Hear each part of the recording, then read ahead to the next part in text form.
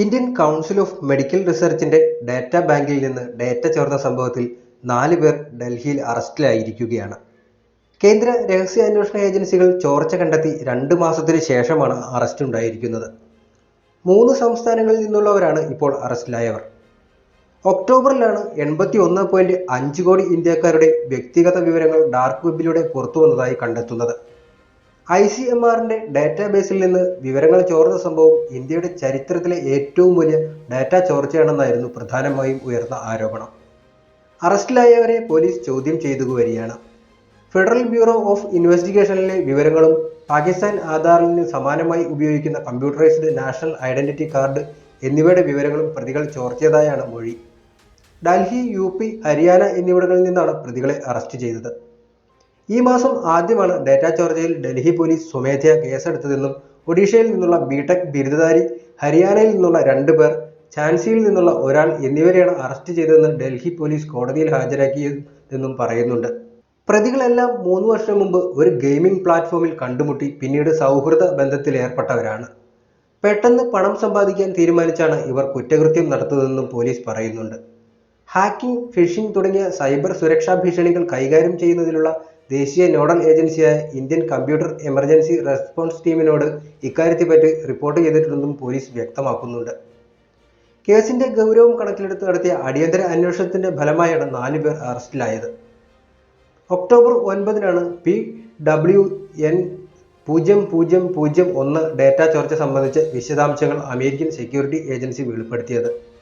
ചോർന്ന വിവരങ്ങളിൽ ഇന്ത്യൻ പൗരന്മാരുടെ സ്വകാര്യ വിവരങ്ങളുള്ള 1,00,000 ഫയലുകളുണ്ടെന്നാണ് വിവരം. സൈബർ സുരക്ഷയിലും ഇന്റലിജൻസിലും വൈദഗ്ധ്യമുള്ള അമേരിക്കൻ ഏജൻസിയായ റെസ്ക്യൂരിറ്റിയാണ് 2 മാസം മുമ്പ് ICMR ഡാറ്റ സംഘത്തിന്റെ പ്രാഥമിക കണ്ടെത്തൽ നടത്തിയത്. കഴിഞ്ഞ മാസം കേന്ദ്ര ഇലക്ട്രോണിക്സ് ആൻഡ് ഇൻഫർമേഷൻ ടെക്നോളജി സഹമന്ത്രി രാജീവ് ചന്ദ്രശേഖർ ഡാറ്റ ചോർച്ചയുടെ കേസിൽ അന്വേഷണം ആരംഭിച്ചിട്ടുണ്ടെന്നും എന്നാൽ പൂർണ്ണമായും ഡാറ്റ ചോർന്നിട്ടില്ലെന്നും മാധ്യമങ്ങളോട് പ്രതികരിച്ചിരുന്നു.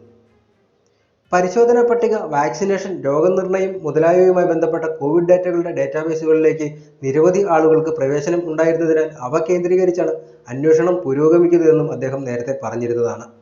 ഇന്ത്യൻ പൗരന്മാരുടെ ബയോമെട്രിക് വിവരങ്ങളടങ്ങിയ ആധാർ ഡാറ്റ ഡാർക്ക് വെബിൽ ലീക്ക് ചെയ്യപ്പെട്ടത് അന്തർദേശീയ തലത്തിൽ വലിയ ചർച്ചാവിഷയമായിരിക്കുകയാണ്.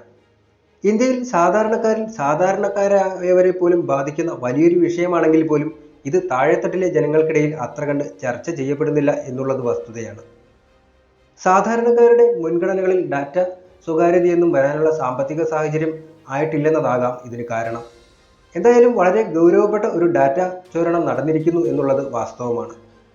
PWN 0001 എന്ന് പേരായ ഒരു ത്രെറ്റ് ആക്ടർ ആണ് 81.5 കോടി ഇന്ത്യൻ പൗരന്മാരുടെ ആധാർ വിവരങ്ങൾ കൈവശമുണ്ടെന്നും ബ്രീച്ച് ഫോറം ഹാക്കിംഗ് ക്രൈം ഫോറത്തിൽ പറഞ്ഞത്. സൈബർ കമ്പ്യൂട്ടർ ശൃംഖലയിലെ ദൗർബല്യങ്ങളെ മുതലെടുത്ത് തട്ടിപ്പ് നടത്തി ജീവിക്കുന്ന ഒരു കൂട്ടം ആളുകളെയാണ് ത്രെറ്റ് ആക്ടർമാർ എന്ന് വിളിക്കുക. ഈ സംഭവം റിസെക്യൂരിറ്റി എന്ന US സൈബർ സെക്യൂരിറ്റി സ്ഥാപനം കണ്ടെത്തിയതാണ് ഇപ്പോൾ കൂടുതൽ പ്രശ്നങ്ങളിലേക്ക് വഴിവെച്ചിരിക്കുന്നത്. അവർ പറയുന്നത് പ്രകാരം $80,000 കൊടുത്താൽ ഈ വിവരങ്ങൾ കൈമാറാൻ അവർ തയ്യാറാണെന്നാണ് പറയുന്നത്. ലോക ഇന്റർനെറ്റ് വലയുടെ ഭാഗം തന്നെയാണെങ്കിലും എല്ലാവർക്കും ആക്സസ് ചെയ്യാൻ കഴിയാത്ത ഒരു മേഖലയാണ് ഡാർക്ക് വെബ് എന്നറിയപ്പെടുന്നത്. പ്രത്യേകമായി എൻക്രിപ്റ്റ് ചെയ്യപ്പെട്ടിട്ടുള്ള ഈ ഭാഗത്തെ വിവരങ്ങൾ ഗൂഗിളിലോ മറ്റേതെങ്കിലും സെർച്ച് എഞ്ചിനുകളിലോ ഇൻഡെക്സ് ചെയ്യപ്പെടുന്നില്ല. അഥവാ ഗൂഗിളിൽ തിരഞ്ഞാൽ നമുക്ക് ലിസ്റ്റ് ചെയ്ത് കിട്ടുന്ന വെബ്സൈറ്റുകളിലും വിവരങ്ങളിലും വെബിന്റെ ഈ ഭാഗം നമുക്ക് ലഭ്യമാകുകയില്ല. ഇത്തരമൊരു വെബ് പേജ് തുറക്കണമെങ്കിൽ പ്രത്യേക സോഫ്റ്റ്വെയറിന്റെ സഹായം ആവശ്യമായി വരും. ആ പേജിലേക്കുള്ള ഡിസ്ക്രിപ്ഷൻ കീയും നമ്മുടെ കൈവശം ഉണ്ടാകണം. ഇൻവിസിബിൾ ഇന്റർനെറ്റ് പ്രൊജക്ടർ തുടങ്ങിയ അനോണിമസ് ബ്രൗസറുകളും മറ്റും ഡാർക്ക് വെബ് ആക്സസ് ചെയ്യാൻ ഉപയോഗിക്കാറുണ്ട്. ഇത്തരം മേഖലകളിൽ സേവനദാതാക്കളുടെയും ഉപയോക്താക്കളുടെയുമെല്ലാം വിവരങ്ങൾ അങ്ങേയറ്റം രഹസ്യമായിരിക്കും. വെബ് പേജ് റിക്വസ്റ്റുകളെ പ്രോക്സി സെർവർ പരമ്പരകളിലൂടെ റൗട്ട് ചെയ്ത് തിരിച്ചറിയാനാകാത്ത IP വിലാസങ്ങളിലൂടെ ഉപയോക്താവിനെ ലക്ഷ്യത്തിലെത്തിക്കുകയാണ് ഇത് ചെയ്യുന്നത്. പലരും കരുതുന്നത് പോലെ ഡാർക്ക് വെബ് എന്നത് വലിയ കുറ്റകൃത്യങ്ങൾ നടക്കുന്ന നഗരത്തിന്റെ ഇരുണ്ട മൂലകൾ പോലെയുള്ള ഒരിടമൊന്നുമല്ല. വളരെ സ്വകാര്യമായി സൂക്ഷിക്കേണ്ട വിവരങ്ങൾ കരുതി വയ്ക്കാൻ ഇത്തരം എൻക്രിപ്റ്റഡ് ആയ മേഖലകളെ ഉപയോഗിക്കാൻ നിയമപരമായ വഴികൾ തന്നെയുണ്ട്. അതായത് നിയമവിധേയമായി തന്നെ ഇത്തരം ഇടങ്ങൾ ഉപയോഗിക്കുന്നവരുമുണ്ട്. നാം സാധാരണയായി ഗൂഗിളിൽ സെർച്ച് ചെയ്താൽ കിട്ടുന്നത് സർഫസ് വെബ് അഥവാ ഉപരിതലത്തിൽ കാണാവുന്ന വെബ്സൈറ്റുകളാണ്. ഇവയ്ക്ക് താഴെയായി ഡീപ്പ് വെബ് എന്നറിയപ്പെടുന്ന മറ്റൊരു മേഖലയുമുണ്ട്. ഇവിടെയുള്ള കണ്ടന്റുകൾ സെർച്ച് എഞ്ചിനുകൾ ലിസ്റ്റ് ചെയ്യപ്പെട്ടിട്ടില്ല. ഇവയുടെ ലിങ്ക് കൈവശം ഉണ്ടെങ്കിൽ നമുക്ക് ആക്സസ് ചെയ്യാനാകും. ഇതിനും താഴെയുള്ള മേഖലയാണ് ഡാർക്ക് വെബ് എന്ന് വിളിക്കപ്പെടുന്നത്.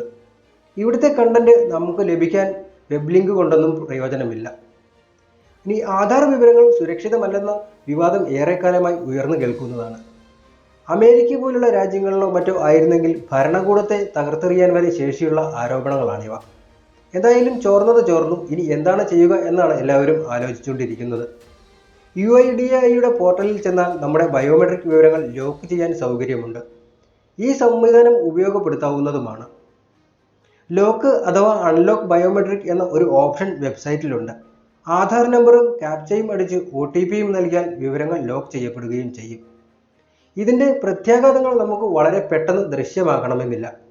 ബയോമെട്രിക് വിവരങ്ങൾ എന്നാൽ നമ്മുടെ പേരും നാളും പോലെയുള്ള വിവരങ്ങളല്ല. നമ്മുടെ കൈവിരലുകളുടെയും കണ്ണുകളുടെയും എല്ലാം സ്കാനിംഗ് ഡാറ്റയാണ് അതിലുള്ളത്. നമ്മുടെ ഐഡന്റിറ്റിയെ ഉപയോഗിച്ച് മറ്റൊരാൾക്ക് കുറ്റകൃത്യങ്ങളിൽ ഏർപ്പെടാം. ഉദാഹരണത്തിന് ആ വിവരങ്ങൾ ഉപയോഗിച്ച് ബാങ്ക് അക്കൗണ്ട് തുറക്കാം, ലോണുകൾ എടുക്കാം, മറ്റ് നിരവധി സാമ്പത്തിക കുറ്റകൃത്യങ്ങൾക്ക് വേണ്ടിയും ഈ വിവരങ്ങൾ ഉപയോഗിക്കാവുന്നതാണ്.